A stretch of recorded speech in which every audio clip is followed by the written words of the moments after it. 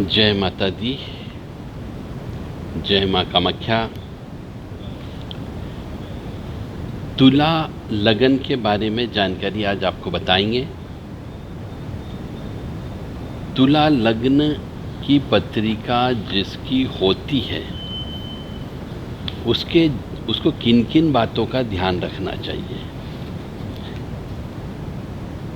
कामाख्ये वरदे देवी नीलपर्वतवासिनी तम देवी जगतमाता योनि मुद्रे नमस्तुते।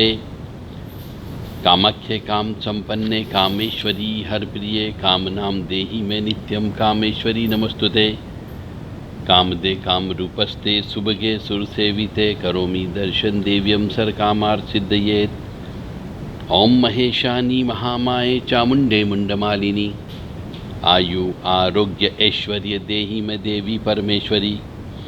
ओम जयंती मंगला काली भद्रकाली कपालिनी दुर्गा क्षमा शिवा धात्री स्वाहा सदा नमस्तुते।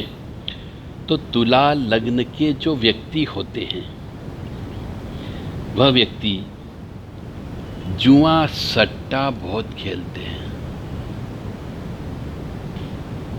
इसका मतलब यह है कि तुला लग्न का मनुष्य सट्टा लगाता है, जुआ लगाता है, ताश पत्ती खेलता है या फिर शेयर सट्टे का काम करता है।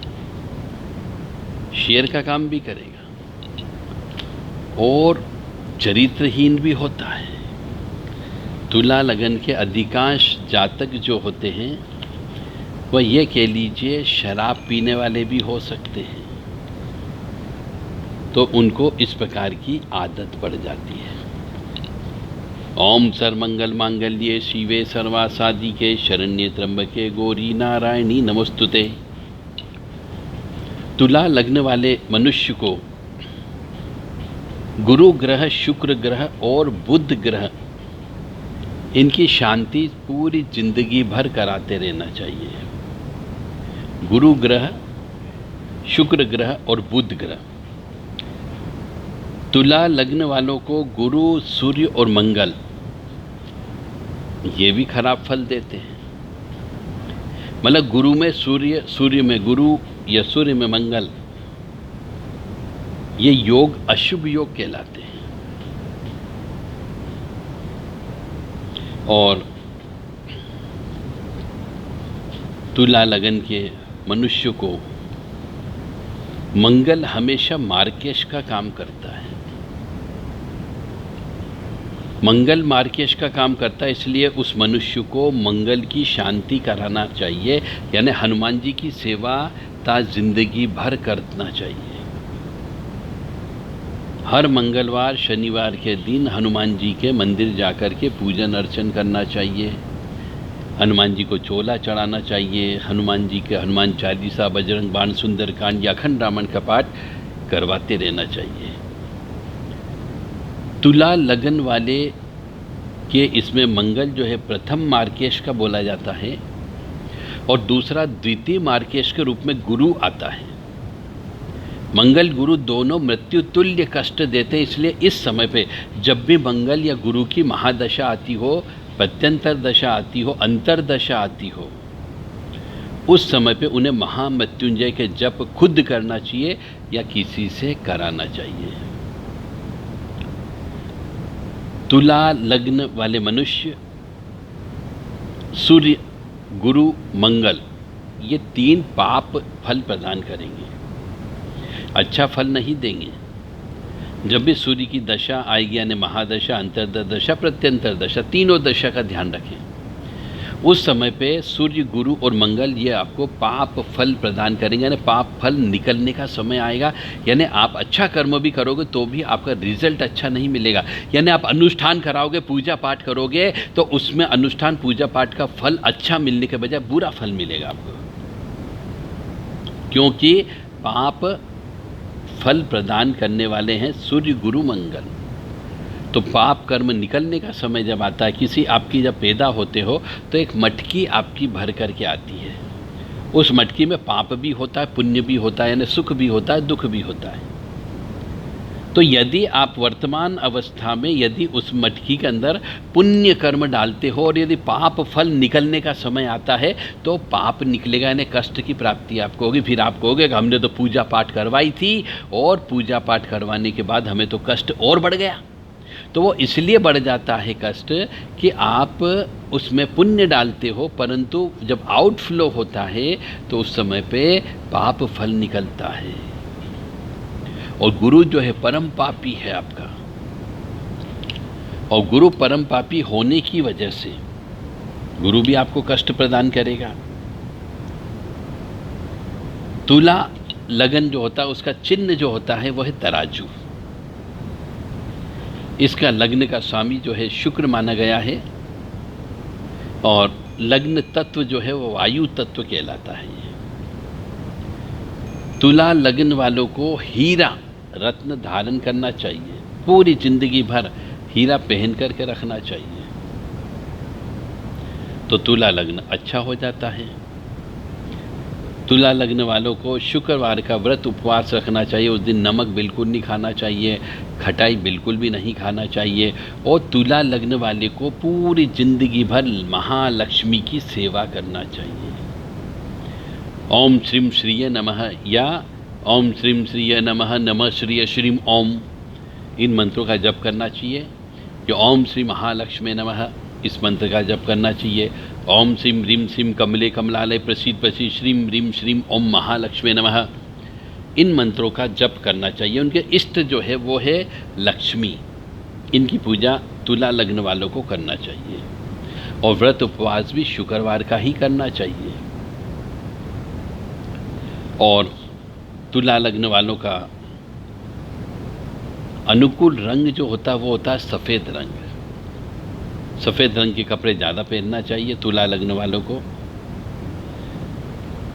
सिंह लग्न वालों से तुला लग्न वालों को बहुत दूर रहना चाहिए। यानी सिंह लग्न की जिसकी पत्री का हो उससे न तो मित्रता करे और न ही उसके साथ में पार्टनरशिप करे और न ही उसके साथ में विवाह भी नहीं करना चाहिए। क्यों कि यदि आप विवाह करते हैं तुला लग्न का व्यक्ति या स्त्री या पुरुष यदि किसी भी सिंह लग्न वाले से विवाह करते हैं तो कष्ट की प्राप्ति ज़्यादा होगी, दोनों के बीच में पटेगी नहीं बिल्कुल भी। इस बात का अवश्य ध्यान रखें। और तुला लग्न का मनुष्य ईर्ष्यालु बहुत होता है, घमंडी भी होता है और अति धूर्त भी होता है, परंतु उसके दिमाग में एक रिसर्च करने की, एक इन्वेंशन करने की, खोजी जिसको बोलना चाहिए, वो दिल दिमाग चलता रहता है, उसका खोज करने का दिमाग चलता है। तो तुला लग्न वाले मनुष्य को हीरा धारण कर लेना चाहिए। तुला लग्न वाले को आत्मविश्वासी भी बहुत होते हैं, वो उसमें बहुत ज़्यादा आत्मविश्वास का भाव होता है तुला लग्न वाले को। तो तुला लग्न वाले को महालक्ष्मी की स्तुति करना चाहिए। महालक्ष्मी अष्टकम जो होता है वो महालक्ष्मी अष्टकम भी ज़्यादा से ज़्यादा बोलना चाहिए। नमस्ते अस्तु महामाय श्री पीते सूर्यपूजिते शंख चक्र गदा हस्ते महालक्ष्मी नमोस्तुते। नमस्ते गरुड़ारूढ़े कोलासुर भयंकरी सर्पाप हरे देवी महालक्ष्मी नमोस्तुते। सिद्धि बुद्धि प्रदे देवी भुक्ति मुक्ति प्रदायिनी मंत्र मूर्ते सदा देवी महालक्ष्मी नमोस्तुते। अद्यंतरहिते देवी अद्य शक्ति महेश्वरी योग जय योग संभूते देवी महालक्ष्मी नमोस्तुते। स्तुलछुच महारोदे महाशक्ति महोदरे महापाप हरे देवी महालक्ष्मी नमोस्तुते। सिद्धि बुद्धि प्रदे देवी भुक्ति मुक्ति प्रदायिनी मंत्र मूर्ते सदा देवी महालक्ष्मी नमोस्तुते। अद्यंतरहिते देवी अद्य शक्ति महेश्वरी योग जय योग संभूते देवी महालक्ष्मी नमोस्तुते। स्तुलछुच महारोदे महाशक्ति महोदरे महापाप हरे देवी महालक्ष्मी नमोस्तुते। श्वेतांबरधारा देवी नाना अलंकार भूषिते जगत स्थिते जगत मात्र देवी महालक्ष्मी नमोस्तुते। इस प्रकार से ये लक्ष्मी अष्टकम का पाठ तुला लग्न वालों को ज़्यादा से ज़्यादा करना चाहिए। यानी रोज़ाना कम से कम 21 या 27 बार तो पाठ करना ही करना चाहिए। तुला लग्न वाले को कभी भी माणिक्य रत्न धारण नहीं करना चाहिए, अन्यथा नुकसान होगा। और मोती रत्न भी धारण नहीं करना चाहिए तुला लग्न वाले को। तुला लग्न वाले को मूंगा रत्न भी धारण नहीं करना चाहिए। यानी जो लग्न सिंह लग्न वाले से शत्रुता रहेगी ही रहेगी, इसलिए आपको माणिक्य रत्न धारण नहीं करना है, मोती रत्न भी धारण नहीं करना है, मूंगा रत्न भी आपको धारण नहीं करना है, पुखराज का रत्न भी आपको धारण नहीं करना है। इनके अलावा आप पन्ना, हीरा या नीलम धारण कर सकते हो।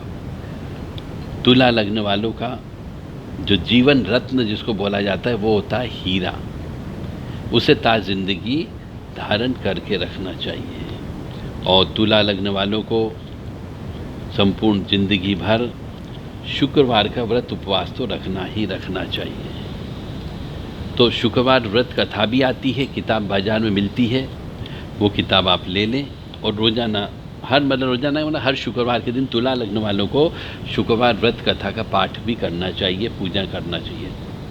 ओम प्राम प्रीम प्रोम से शनिश्चराय नमः, ये तो शनि का मंत्र है। ओम द्राम द्रीम द्रोम से शुक्राय नमः, ओम शुम शुक्राय नमः, ये मंत्र भी आप जप करके शुक्र महाराज को शांत कर सकते हो। जब भी शुक्रवार का व्रत उपवास रखें, शुक्रवार की आरती भी आती है। यदि किसी मनुष्य को शुक्रवार व्रत कथा चाहिए या शुक्रवार की आरती चाहिए तो देव राधा ट्रस्ट से संपर्क कर सकते हैं। 9893128047 और 7649862712 इन नंबरों पर व्हाट्सएप से माध्यम से संदेश दे करके ये चीज़ें आप प्राप्त कर सकते हैं। शुक्र का स्तवन भी होता है, आप चाहें तो वो भी बोल सकते हैं। शुक्र के बहुत सारे वैदिक मंत्र भी हैं, तांत्रिक मंत्र भी हैं। और जब भी मंत्र का जप करते हैं तो उसका विधिवत रूप से न्यास करना आवश्यक होता है, ध्यान करना आवश्यक होता है, अनुष्ठान करना चाहिए, उनका आह्वान भी होता है। और शुक्र यंत्र यदि किसी मनुष्य को चाहिए तो वो देव राधा ट्रस्ट से संपर्क करके शुक्र यंत्र को प्राप्त कर सकता है। 9893128047 और 7649862712 पर आप ये यंत्र संदेश दे करके, आदेश दे करके विधिवत प्राण प्रतिष्ठित प्राप्त कर सकते हैं। ओम द्राम द्रीम द्रोम से शुक्राय नमः, ये शुक्र का मंत्र है। शुक्र गायत्री मंत्र भी आता है। और शुक्र महाराज को प्रसन्न करने के लिए शिव जी के पूजन अर्चन अवश्य करना चाहिए, यानी कि रुद्र अभिषेक करना चाहिए। ये थी तुला लग्न वालों के बारे में जानकारी। तुला लग्न का मनुष्य जैसा कि बताया गया है, सट्टेबाज आदमी होता है और सट्टेबाज आदमी के साथ में बहुत सजगता से उसके परिवार वालों को रहना चाहिए कि कब वो कई लाखों रुपए नुकसान कर बैठता है, सट्टे में हार जाता है। इसीलिए बहुत सजगता से तुला लग्न वालों की पत्रिका जिसकी होती है, विवाह भी बहुत संभल करके करना चाहिए। जैसा कि कई शास्त्रों में लिखा रहता है ज्योतिष के बारे में,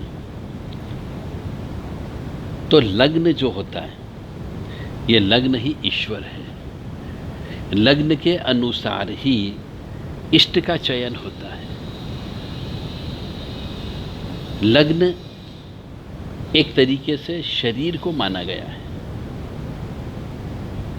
इसलिए लग्न के अनुसार ही इष्ट का निर्धारण होता है। कोई भी मनुष्य हो, उसकी जन्म पत्रिका में जो लग्न बैठा हुआ होता है उसके अनुसार उसका इष्ट का निर्धारण होता है। हर कोई मनुष्य अपनी मर्जी से इष्ट बना लेते हैं, वह पूर्णतः गलत काम करते हैं, इसलिए उनको कई बार सफलता प्राप्त नहीं होती है। जय माता दी, जय माँ कामाख्या।